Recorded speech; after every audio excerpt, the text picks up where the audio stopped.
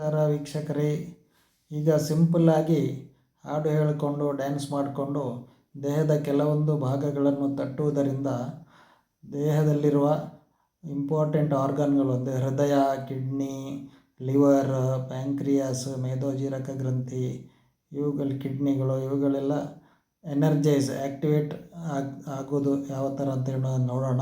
ಈ ಥರ ನೀವು ಪ್ರತಿದಿನ ಮಾಡೋದ್ರಿಂದ ಎಲ್ಲ ಆರ್ಗನ್ಗಳು ಆ್ಯಕ್ಟಿವೇಟ್ ಆಗ್ತವೆ. ಹಾಗಾಗಿ ಹಾರ್ಟ್ ಅಟ್ಯಾಕ್, BP, ಶುಗರ್ ಯಾವುದೂ ಬರದ ಹಾಗೆ ತಡಿಬಹುದು. ಇದನ್ನು ಯಾರೋ ಒಂದು ಡಾಕ್ಟರ್ ಹೇಳಿದ್ದನ್ನು ನಾನು ಕೇಳಿದ್ದೆ. ಅದನ್ನು ನಿಮಗೆ ಈಗ ಹೇಗೆ ಅಂತ ತೋರಿಸ್ಕೊಡ್ತಾ ಇದ್ದೀನಿ ನೋಡಿ.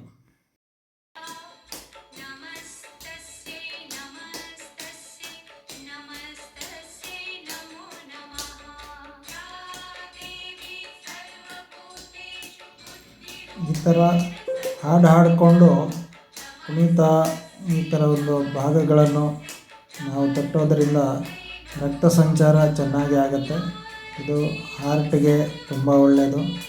ಹಾಗೂ ಕುಣಿತಾ ಇರೋದರಿಂದ ಕಾಲುಗಳು, ಪಾದಗಳು ಹಾಗೂ ಪೂರ್ತಿ ಬಾಡಿ ಇಲ್ಲಿ ರಕ್ತ ಸಂಚಾರ ಚೆನ್ನಾಗಿ ಆಗುತ್ತೆ.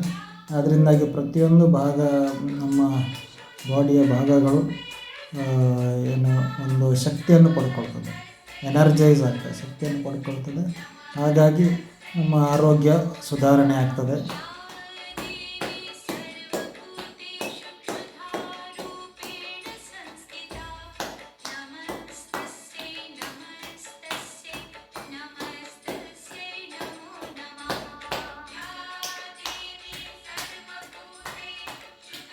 ಈ ರೀತಿ ಯಾವುದಾದರೂ ಉತ್ತಮ ಒಂದು ಸ್ಟೆಪ್ಸ್ ರಿದಮ್ ಇರುವಂಥ ಹಾಡನ್ನು ಹಾಕ್ಬೋದು.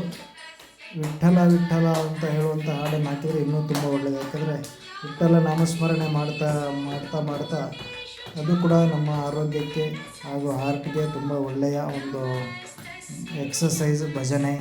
ಅದರಲ್ಲಿ ಉಸಿರಾಟ ಮತ್ತು ವಿಠ್ಠಲ ಹೇಳುವಂಥ ಒಂದು ಶಬ್ದದಲ್ಲಿ ಆ ಒಂದು ಉಸಿರಾಟದ ಕ್ರಮ ಅದು ಡೈರೆಕ್ಟಾಗಿ ಹಾರ್ಟ್ ಮೇಲೆ ಪರಿಣಾಮ ಬೀರುತ್ತದೆ.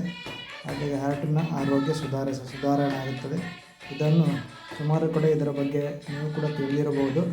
ಆ ಹಾಡನ್ನು ಇಲ್ಲಿ ಹಾಕ್ಕೊಂಡು ಕುಣಿತಾ ಇದ್ದರೆ ದೇವರ ಅನುಗ್ರಹ ಕೂಡ ಆಗ್ಬೋದು. ಯಾಕಂದರೆ ಮಲಗಿ ಪಾಡಲು ಕುಳಿತು ಕೇಳುವ, ಕುಳಿತರೆ ನಿಲ್ಲುವ, ನಿಂತರೆ ಕುಣಿಯುವ, ಕುಣಿದರೆ ಒಲಿವೆ ಎನ್ನುತ್ತಾನೆ ಆ ದೇವರು.